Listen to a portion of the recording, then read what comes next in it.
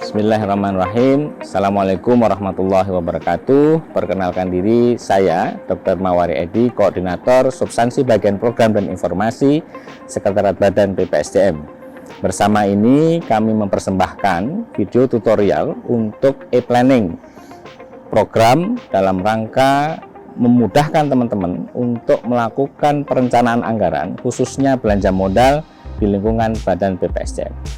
Aplikasi ini dimanfaatkan oleh semuanya dalam rangka memudahkan teman-teman dalam perencanaan anggaran. Terima kasih. Assalamualaikum warahmatullahi wabarakatuh.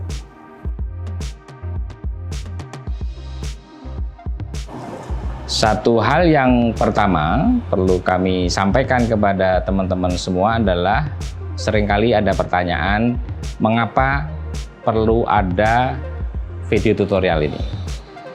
Pertama, kita tahu banyak pertanyaan.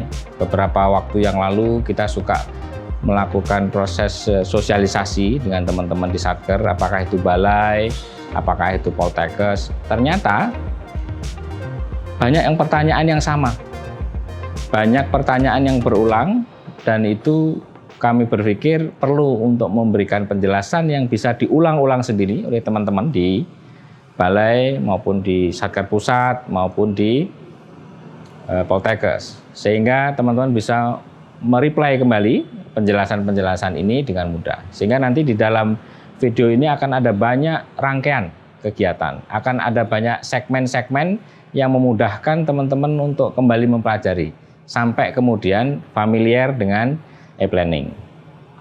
Yang kedua, kita banyak masalah.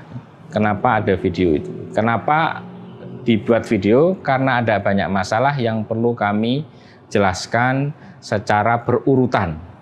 Sehingga proses urutan-urutan ini bisa dipelajari oleh teman-teman dan memudahkan kita untuk sampai pada satu kesempatan pengembangan-pengembangan baru, teman-teman nanti bisa diskusi lagi dengan kami agar masalah-masalah itu bisa terpecahkan. Saya kira itu untuk pertama yang perlu kami jawab.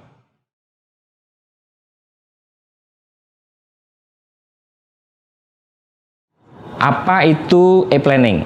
E-planning adalah aplikasi elektronik planning. Dipakai untuk proses pengusulan belanja modal. Jadi seluruh proses belanja modal itu akan menggunakan aplikasi ini. Di sana ada banyak jenis belanja modal kategorinya, mulai dari gedung, alat bantu belajar mengajar, sarana. Itu semua nanti akan diproses melalui aplikasi ini. Aplikasi ini dipakai untuk semuanya di Satker di lingkungan Badan BPSDM. Sudah dibuat sejak tahun 2016 dan sudah dipakai sejak tahun 2017, dan sekarang kita tambahkan manfaatnya untuk memudahkan kita semua menggunakan aplikasi ini dalam pelaksanaan program, khususnya melakukan perencanaan, membuatnya sebagai alat monitoring, sampai kemudian dipakai untuk melakukan evaluasi, termasuk nanti menambahkan atau melanjutkan proses-proses pengadaan dari belanja modal di tahun-tahun berikutnya.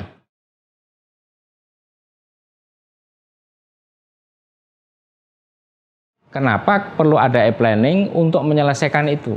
Jadi ada masalah dan ada tujuan. Kalau kemudian kita berpikir ada masalah, tentu kita harus cari solusi. Nah, e-planning ini adalah solusi. Kenapa masalah ada perlu kita selesaikan? Karena tidak hanya masalah ini di internal, tetapi juga masalah ke eksternal. Kita mendapati banyak temuan, kita mendapati banyak audit, kita mendapati banyak persoalan-persoalan yang harus kita selesaikan, bahkan sampai di tingkat penyidikan. Sehingga diharapkan dengan adanya e-planning ini, kita akan memiliki alat yang mudah untuk melakukan proses bimbingan di dalam perencanaan anggaran, khususnya belanja modal, dan juga akan mencegah teman-teman untuk melakukan kesalahan-kesalahan yang tidak perlu. Semoga dari proses ini nanti tidak ada niatan-niatan untuk melakukan manipulasi, karena ada suatu kesan, ungkapan bahwa korupsi itu dimulai dari perencanaan. E-planning ini adalah bagian dari upaya kami memastikan kita semua, kami di bagian PI dan juga teman-teman di satuan kerja, baik di pusat maupun di daerah, menjadi bagian dari proses mencegah terjadinya korupsi sejak perencanaan. Nah, inilah upaya kami untuk hidup bersih, bebas dari praktek KKN. E-planning adalah solusi untuk kita semua, dan teman-teman kita harapkan dapat menggunakan e-planning ini dengan baik, sehingga kita familiar dengannya, menggunakan semua fitur yang disediakan untuk itu, dan kita nanti bisa memanfaatkannya dengan baik.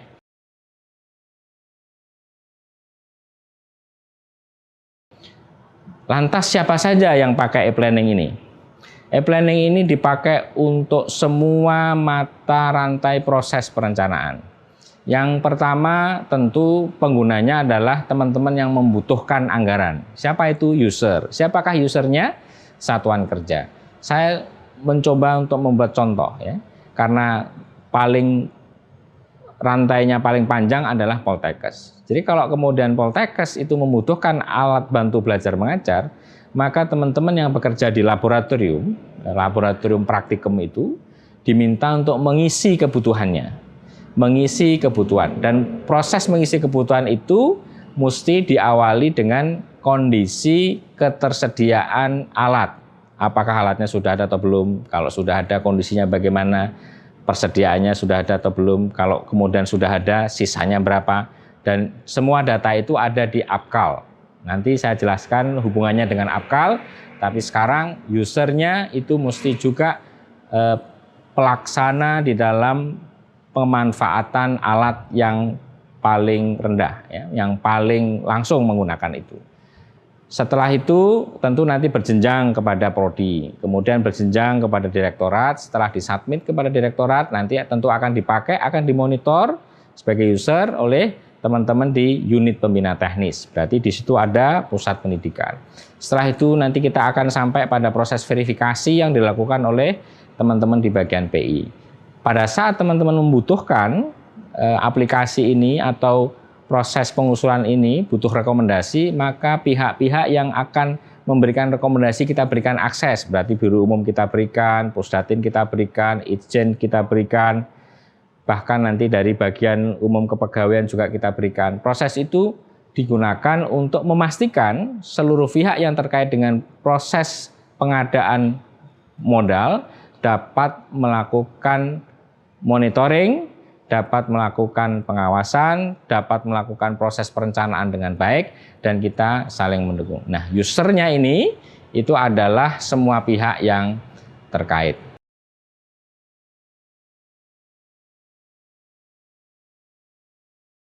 E-planning ini mendesak untuk kita kembangkan saat ini ya. Jadi masalah-masalah yang pernah terjadi itu sudah cukup bagi kita untuk menjadi pembelajaran. Jangan sampai proses yang sudah pernah terjadi dan itu bersifat negatif ya, terulang. E-planning berusaha mencegah segala permasalahan itu dan termasuk meningkatkan kualitas perencanaan. Bahkan di dalam proses perencanaan itu kita berharap kapasitas kita menjadi lebih tinggi. Yang kemarin mungkin merencanakan hanya dengan nilai besaran yang katakanlah 10-20 miliar, sekarang kita akan masuk di angka ratusan miliar. Yang kemarin dikerjakan dalam waktu yang cukup panjang, berbulan-bulan, kita bisa selesaikan dalam waktu yang relatif lebih singkat. Yang kemarin banyak masalah terkait dengan salah hitung, karena ini sudah dilakukan komputasi dengan aplikasi, maka itu akan lebih tepat dan tidak terjadi kekeliruan-kekeliruan yang tidak perlu. Katakanlah human error karena ada salah rumus. Nah, proses ini akan kita lanjutkan dengan penambahan manfaat-manfaat yang bisa menunjang kebutuhan teman-teman di dalam perencanaan anggaran.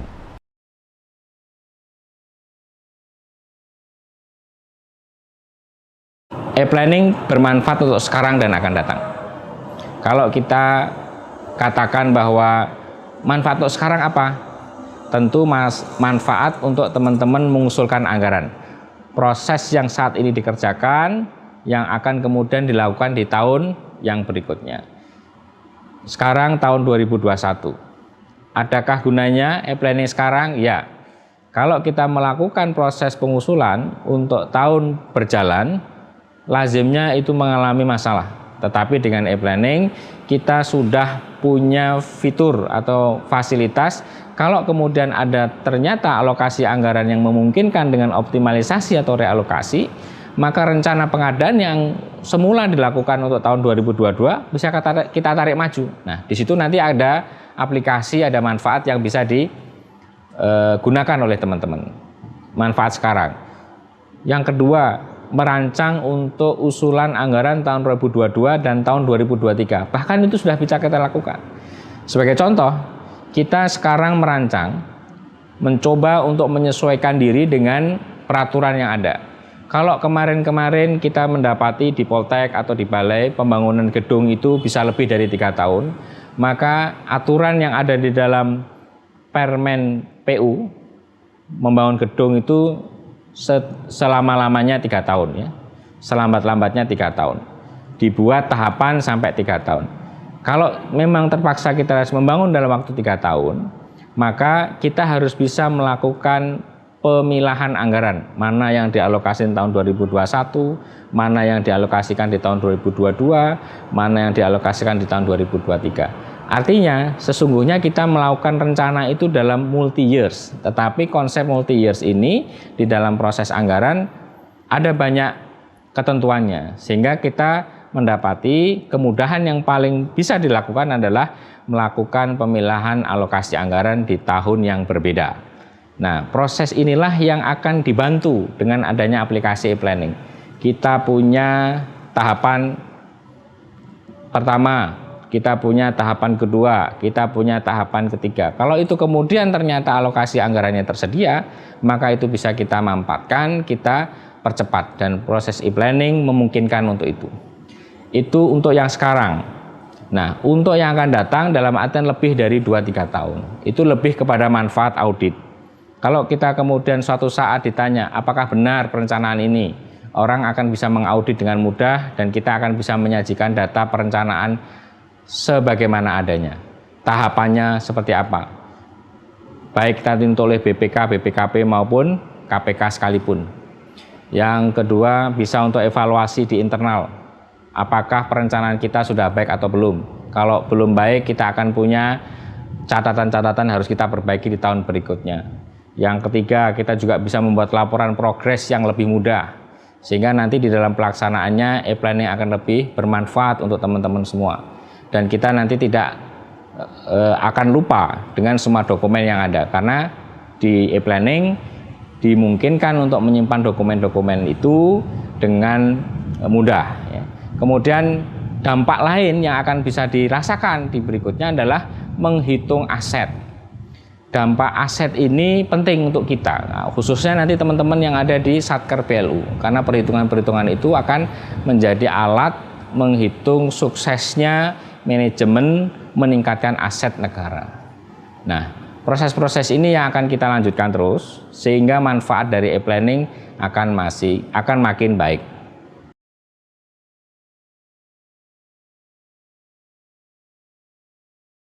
Bagaimana dengan keamanan data yang tadi saya sebutkan di dalam e-planning, teman-teman bisa mengupload dokumen-dokumen itu. Infrastruktur e-planning mungkin tidak bisa saya sampaikan secara terbuka dan luas, ya. Tetapi kami sampaikan bahwa aplikasi ini tersimpan di server yang sudah dilindungi dengan berbagai cara pelindungan data elektronik. Tersimpan di server yang aman, kemudian dilakukan proteksi, baik proteksi dari sisi hardware-nya dan juga software-nya. Kami menjaga agar ini akan tetap aman. Tentu nanti akan bisa diakses dengan mudah oleh pihak-pihak yang berkepentingan. Nah, kemudahan ini diharapkan nanti akan bisa menjamin kita nyaman di dalam proses pelaksanaan pemanfaatan aplikasi, termasuk menggunakan e-planning bagi siapapun, termasuk teman-teman Inspektorat Jenderal yang akan menggunakannya di dalam proses review atau suatu saat nanti akan dilakukan proses evaluasi dengan tujuan tertentu untuk proses ini.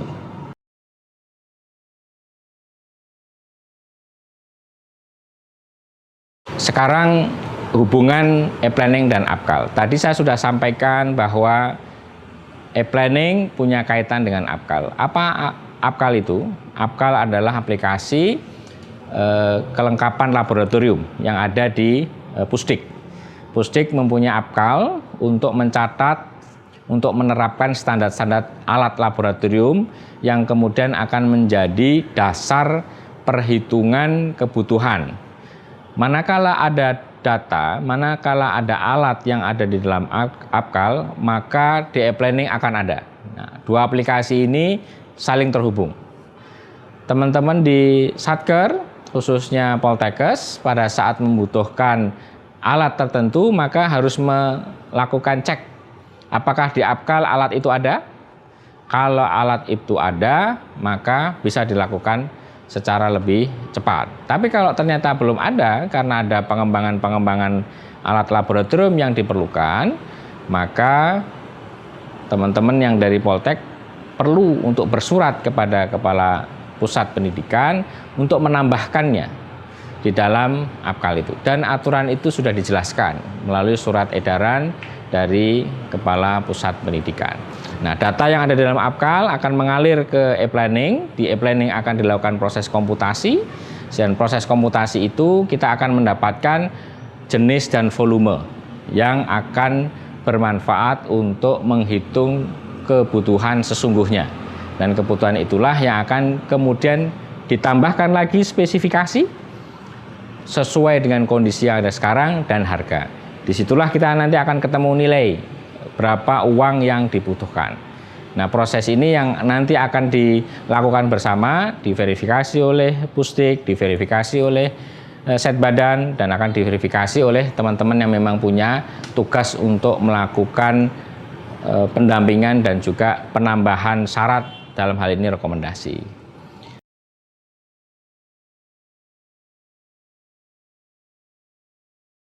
Nah, fasilitas di dalam e-planning sudah diupayakan memenuhi kebutuhan seluruh user. Kalau nanti ternyata masih ada yang perlu ditambahkan, silahkan nanti diusulkan. Saya coba menggambarkan di sini secara garis besar. Nanti di dalam segmen-segmen video tutorial akan disampaikan masing-masing segmen itu. Yang pertama, bagaimana kita bisa mendapatkan user. Semua orang akan bisa mendapatkan user, dan itu sesuai dengan kewenangannya. Kalau yang tidak berwenang tentu tidak boleh. Yang punya kewenangan akan diberikan aplikasi user untuk masuk ke aplikasi. Setelah kemudian nanti dia bisa mengetahui, bisa mengakses masuk sesuai dengan kewenangan satkernya, maka di situ akan banyak sekali tombol. Yang tombol itu nanti bisa dipelajari di segmen tentang fitur-fitur untuk aplikasi e-planning. Yang berikutnya adalah upload, ya. Bagaimana mengisi data kebutuhan, melakukan proses read dari aplikasi APKAL, kemudian melakukan proses pengusulan untuk volume yang diusulkan, termasuk nanti rencana anggarannya.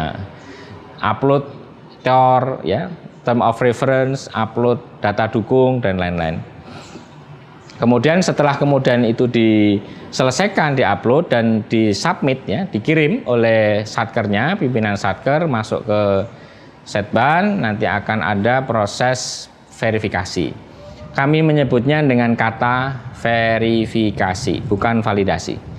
Karena kata verifikasi itu merujuk pada kelengkapan syarat administratif. Substansi validasi nanti akan direview oleh teman-teman Ijen atau pihak yang diminta untuk mengkaji secara teknis kebenaran atas substansi dokumen. Misal, pengusulan belanja kendaraan bermotor. Nanti akan ada validasi substansinya oleh Biro Umum. Usulan belanja informasi atau infrastruktur sistem informasi. Nanti akan direview oleh teman-teman pusat, ya. Akan ada permintaan untuk pembangunan gedung. Itu nanti akan ada review dari teman-teman aset BUMN, akan ada review dari Faskes, akan ada review dari Biro Umum, dan juga kami biasanya minta masukan dari Kementerian PUPR untuk membahas. Jadi kalau kemudian itu semua sudah dipenuhi, maka validasi itu bisa diyakini. Itu nanti akhirnya kuncinya ada di teman-teman Inspektorat Jenderal. Nah, akhirnya nanti teman-teman Ijen juga mempunyai akses untuk ke sana. Kalau kemudian semuanya sudah baik, maka status untuk usulan itu akan menjadi diterima. Manakala sudah diterima, nanti akan ada lagi proses prioritas ya. Mana yang memang akan dibelanja prioritas. Tahapan-tahapan ini nanti juga akan dilakukan. Ada video-video tutorial yang akan menjelaskan tentang proses prioritas itu diberikan. Prioritas dalam artian alokasi belanja. Nah, bagaimana review oleh teman-teman yang lain?